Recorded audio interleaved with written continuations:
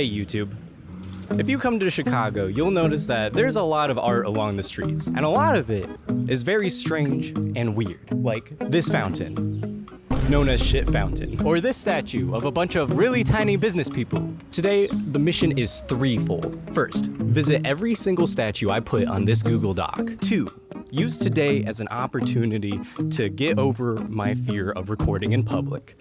I hate it. 3, buy a lint roller, because I've got a lot of lint on this shirt. I forgot to roll it this morning. And thus we began our quest, which kicked off to a great start because immediately after getting off the subway, I found a giant box of free White Castle burgers. All right, what are the odds that I take one? Even if I did want one, it was too late because a few minutes later, this guy ended up taking all of them. First stop, the Picasso. Turns out that Pablo Picasso is not nearly as old as I thought he was. Cause this isn't like a tribute to him.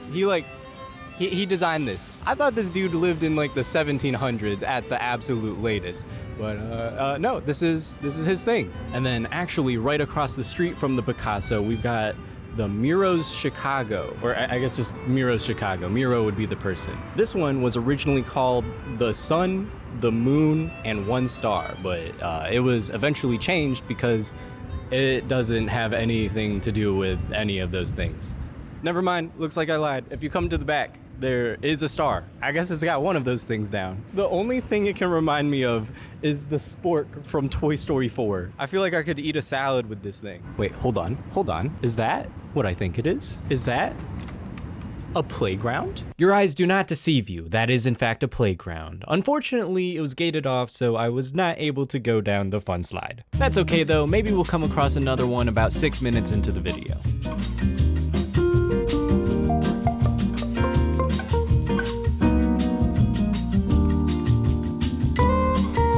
Okay, this one's funny. I don't know if they did this on purpose, but there's a crossing sign, and then right behind it is the statue of the dude crossing. Our next big stop was Navy Pier, and this was actually my first time going there. The views were absolutely gorgeous, and there was a lot going on, like this was happening. I also found this funny mirror where you could see all the lint on my shirt. I actually wasn't very happy about that. Don't do it, Daniel. Don't jump into the water over a little bit of lint. It's not worth it. Despite my misgivings about how messy my shirt looked at the moment, I had to remember what I came here for. This Bob Newhart statue. I don't even know who Bob Newhart is. If you don't already know who Bob Newhart is, all I need to tell you is that he played Papa Elf in the movie Elf. Bob, can I ask you a question? Do you know where to get a lint roller around here? Figures. This work needs no introduction. This is the Cloud Gate, also known as the Bean, by far Chicago's most popular public art piece. I was planning on getting here way earlier, but as you can see, there are a lot of people now. I didn't really have anything else planned, so I got some bean jokes for you. What do you call a retired vegetable? Has been. Why did the 7-foot man take 2 cans of beans on the flight? Because he wanted more legume. Legume. What did the lentil say to the pea? How you been? Not far from the Bean is Crown Fountain. This is another super popular attraction in Chicago, consisting of 2 towers that they decided to put faces on for some reason. It's very weird, but it's kind of funny. Sometimes they purse their lips like they're about to spew water, and then the tower actually does spew water. I don't know why, but when I was looking up the statue on the internet, I kept thinking that it was a sculpture of Maleficent, like that evil Disney queen. It's not that at all. It's actually really cool because it's kind of incorporated into the garden around it itself, and I think that's quite nice.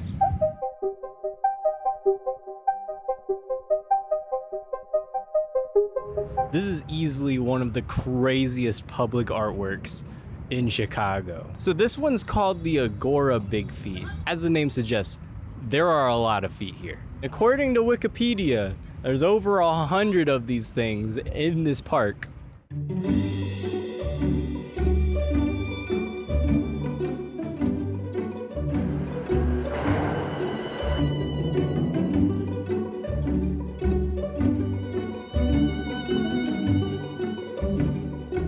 These Buddha heads are way bigger than I thought they were based on the pictures. This one's called 10,000 Ripples. There's actually 50 of these things kind of scattered all about Chicago. This specific area just happens to have like, what, 10 of them? There actually used to be 100 of them, but in order to pay for the statues, they had to sell half.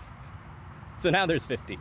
This next location isn't technically a public art piece, but I still thought it would be fun. You know what time it is. Zoo break! While I was at the zoo, I saw this camel, some seagulls that I don't think were actually part of an attraction, and this absolutely adorable deer. Look at this guy, he almost lays down and then immediately changes his mind for some reason. Like, dude, it's okay, you can relax. Unfortunately, that was all the time I had for the Lincoln Park Zoo. Not far from there is Oz Park, where you can come across some statues of characters from the Wizard of Oz, all of which are of questionable quality depending on how you grade it. This of course is the lion, and here we have the Tin Man. With this one, if you catch it at just the right angle, it kind of looks like he's grabbing his butt. And then of course is the Scarecrow, which is easily the most terrifying out of the bunch. I'm pretty sure Dorothy is around here too somewhere, but I couldn't find her. But I did find another playground and oh, this one's gated off too. Chicago, why won't you let me have any fun here? Look at this face. Does this look like the face of a boy who got to play on the playground today? The answer is no, it is not. At this point, it started raining pretty heavily, so I ended up ordering a lift to our next location. I had a very lovely driver. Everybody say thank you, Fabiola, in the comments. We are in a cemetery now. This statue is called Eternal Silence, and it might be the scariest statue I've ever seen. It's both incredibly fitting that it's in the middle of a cemetery, and also, why would you put this here? Legend has it that if you look into this statue's eyes, you can actually see your own death. Nope, I'm good. I take it back. Actually, this is the scariest statue I've ever seen. And it's also in the cemetery. This is Inez Clark. There's a bunch of quarters and like a jar of something here. I don't know what's in this jar. This one's actually crazy because even though the statue and the gravesite itself is dedicated to the daughter of John and Mary Clark, Inez Clark isn't actually a real person. There are no records of an Inez Clark with the city or the cemetery, and the actual records show someone completely different is buried under here. And in case that wasn't creepy enough, some say that the statue comes to life. Security guards claim that the statue disappears at night only to reappear in the morning. And some children who visit the cemetery even claim to have played with a little girl dressed in old-timey clothing. And it started raining again. Beautiful timing. All right, let's get out of here.